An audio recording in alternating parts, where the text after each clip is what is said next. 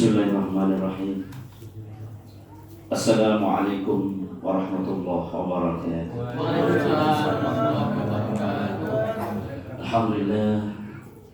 Alhamdulillah wa syukurillah wa ni'matillah. Walhamdulillah wa la quwwata illa billah. Amma ba'du. Qala Allah Ta'ala fi kitabil karim. A'udzu billahi minasy syaithanir rajim. Bismillahirrahmanirrahim. Man shoma Ramadan imanan wa ihtisaban ghufira lahu ma taqaddama min dhanbihi al-ayah. Shadaqallahul azim wa sadaqa rasuluhu nabiyul karim wa nahnu ala dhalika minasyahidin walhamdulillahi rabbil alamin. Sama-sama kita hormati Ketua DKM Mushola Al-Ikhlas Bapak Haji Sutrimo, benar? Bapak Sofyan Ansori, mohon maaf saya belum tahu ya. Beserta pengurus dan stafnya, para ustaz, para asatidz, bapak-bapak, ibu-ibu yang saya muliakan, saya hormati, yang mungkin tidak disebut satu persatu namanya karena belum kenal, memang belum kenal. Namun tidak mengurangi rasa hormat kami kepada semua bapak ibu yang mulia yang saya hormati, saya muliakan. Adik-adik yang bapak cintai, pertama puji syukur kehadiran Allah Subhanahu wa Ta'ala. Kita diberikan panjang umur sampai bulan Ramadan sekarang ini. Mudah-mudahan kita diberikan panjang umur lagi, bertemu dengan Ramadan tahun depan. Amin. Ya Allah. Mohon maaf, jadi saya kurang sehat. Tapi gak apa-apa, insya Allah masih kuat. Yang kedua, berselawat kepada baginda Rasulullah Muhammad SAW, yang mana beliau telah menjadi sinar dan menyinari bagi agama, bangsa dan negara, bahkan seluruh alam beserta isinya. Bapak Ibu yang saya muliakan, edisi pada malam hari ini kita akan membahas sebuah topik yang judulnya menurut saya agak menarik. Secara pribadi, judulnya adalah umat Islam masuk ke dalam surga bukan karena ibadahnya atau bukan karena banyak amal ibadahnya, tapi umat Islam masuk ke dalam surga disebabkan karena rahmat Allah Subhanahu wa Ta'ala, karena kasih sayang Allah Subhanahu wa Ta'ala. Nah, ini menurut saya, pribadi saya, ini sangat menyentuh sekali Bapak Ibu. Kenapa begitu? Saya ketemu cerita tadi ada di kitab Usfuriyah namanya. Kitab Usfuriyah itu khusus hukiyah. Hukiyah itu adalah cerita atau tarikhul Islam, sama dengan sejarah Islam. Kalau tarikhul Islam dan terbatas. Kalau di kitab Usfuriyah, kitabnya kecil-kecil tulisannya, nggak ada harokatnya. Itu bercerita tentang para nabi dan rasul, tentang kekasih-kekasih Allah, juga tentang orang bagaimana yang berdosa banget, namun pada akhirnya dia masuk dalam surga, dan sebaliknya orang yang dianggap suci namun pada akhirnya masuk ke neraka. A'udzubillahi min dzalik. Bapak Ibu yang saya muliakan, konon kabarnya pada masa ini kedengarannya pada masa tabi'in sekitar 400 tahun setelah wafatnya baginda Rasulullah Muhammad SAW. Jadi cukup dekat lah. Kalau sekarang kan 1400 tahun lebih. Nah, ini pada masa tabi'in itu ada seorang hamba, yang mana hamba itu dari kecil setelah dia lahir dari seorang ibu, dan kedua ayah ibunya memang taat kepada Allah Subhanahu wa taala. Setelah dia lahir, dididik oleh orang tuanya, tentunya dididik agama. Dan ini terjadi di daerah Baghdad, Irak kalau sekarang. Nah, setelah dewasa, sekitar umur 15 tahun, maka ayah ibunya menyuruh si anak tadi untuk menuntut ilmu. Wahai anakku, silakan kamu menuntut ilmu. Baik bunda, kata anaknya. Maka dia pergi kemana? Ke Madinah dulu, jalan kaki lagi bapak ibu. Karena memang tidak ada ongkos. Orang masakin, kalau sekarang masakin itu orang-orang yang miskin, jamak daripada miskinun, masakin. Jadi dia jalan kaki ke Madinah. Sampai di Madinah, dia menuntut ilmu di sana. Beberapa tahun dia geluti ilmu dari beberapa syekh, para guru, kalau di sini kiai. Setelah cukup menuntut ilmu di Madinah, dia pergi ke Mesir.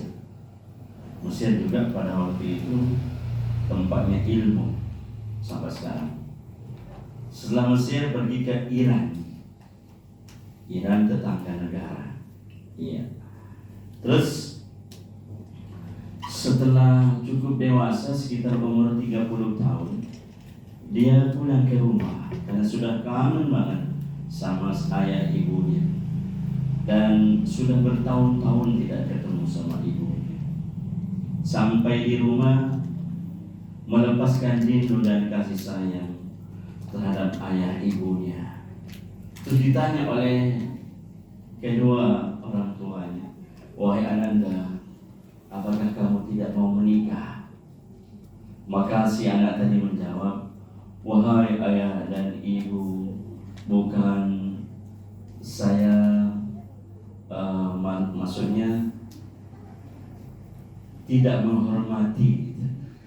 menghormati petua atau saran-saran dari ayah dan ibu, akan tetapi saya lebih memilih tidak menikah.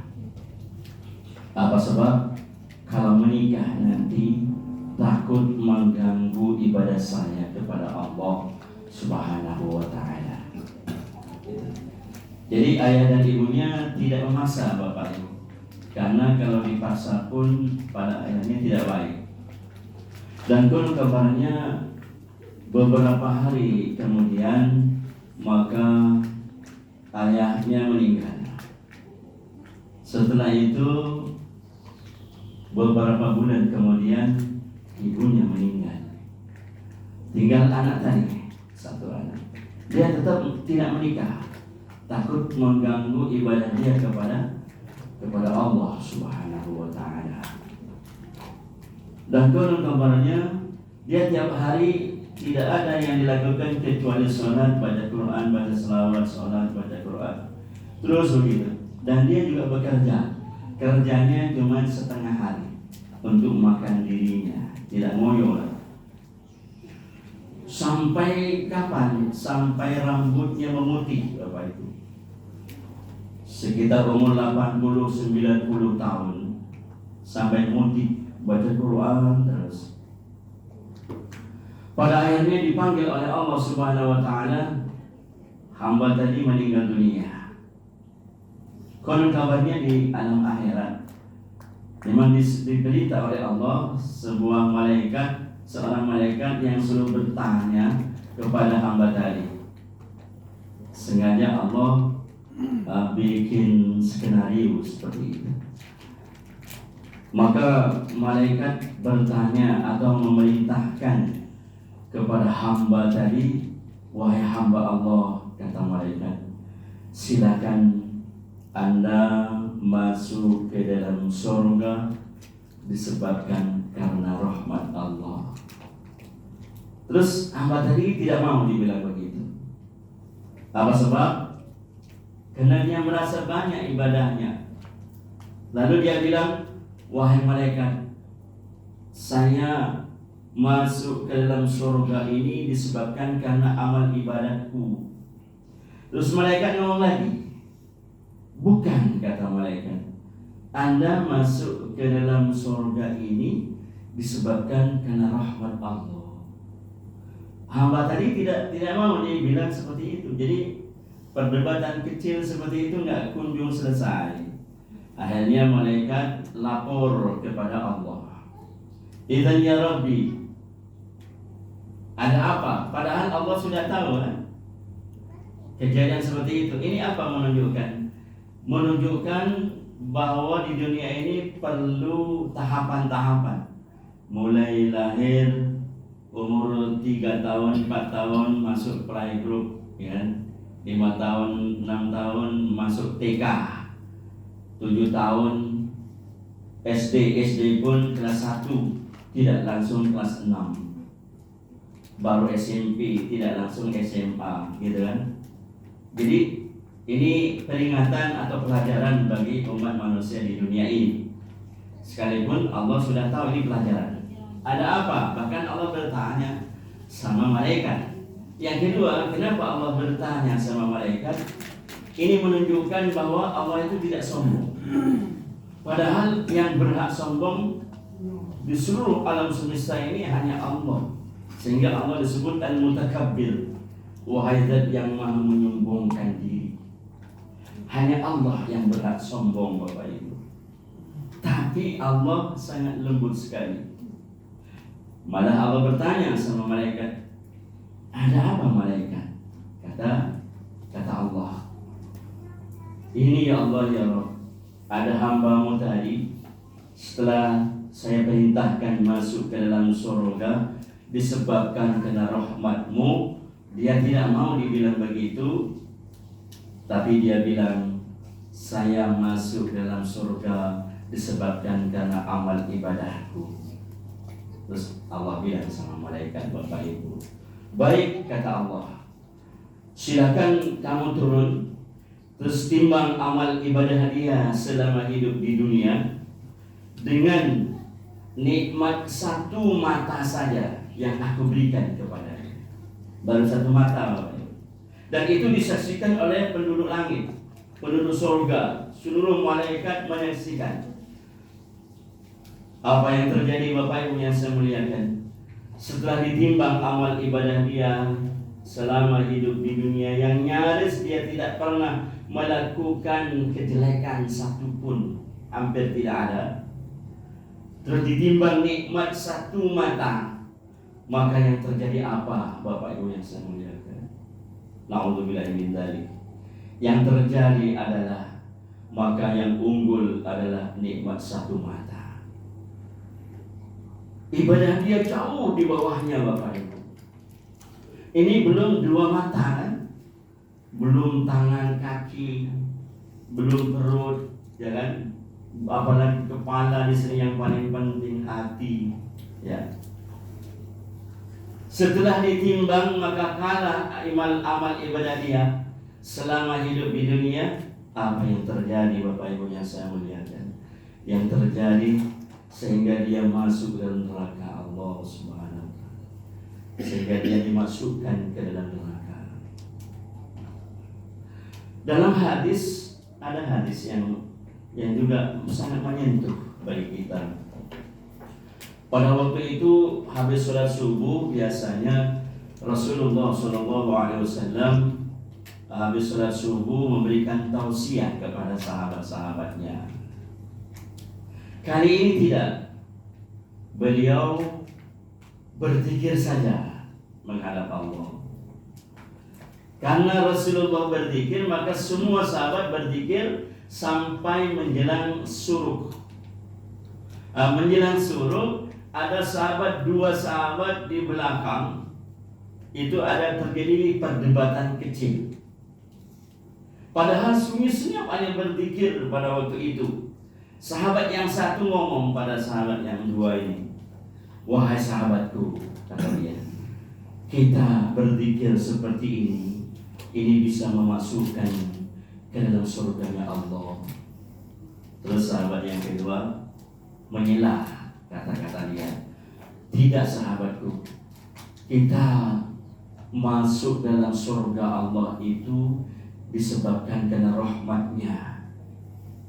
Sahabat yang pertama tidak terima, jadi gitu juga. Jadi ada perdebatan kecil sehingga lama-kelamaan terdengar oleh semua sahabat. Padahal persis di bawah baginda Nabi ada sahabat 4 yang terkenal, Sayyidina Abu Bakar, Umar, Utsman, Ali. Tapi beliau lebih memilih diam. Apa sebab? Karena ada baginda Rasulullah Muhammad SAW. Lantas beliau berdiri terus menghampiri kedua sahabat yang di belakang. Terus Nabi bilang, Assalamualaikum.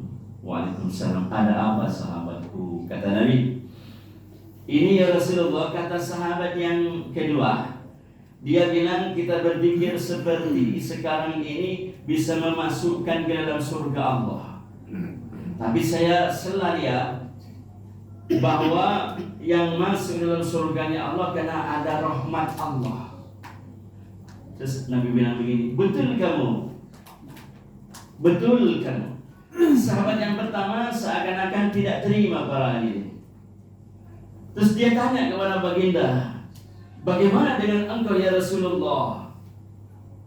Terus Nabi bilang, sekalipun aku, kata Nabi, sekalipun aku masuk dalam surganya Allah disebabkan karena rahmatnya.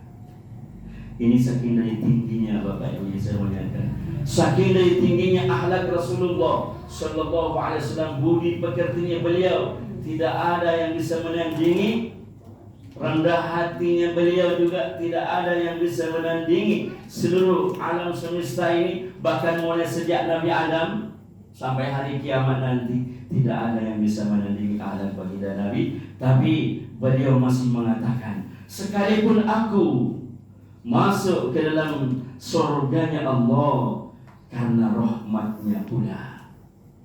Padahal Rasulullah SAW nanti di akhirat Bapak Ibu menjadi syafaat, diizinkan oleh Allah memberikan syafaat kepada umatnya sehingga umatnya selamat dari api neraka. Tapi budi pekertinya Nabi itu yang perlu ditiru. Ya, kita tidak ada jaminan kan masuk dalam surga kecuali Nabi dan para sahabatnya. Tapi beliau akhlaknya sungguh sangat luar biasa. Ini yang harus kita tiru Bapak Ibu ya. Jadi kesimpulannya gimana? Kesimpulannya adalah kita masuk dalam surganya Allah bukan karena rajin ibadah.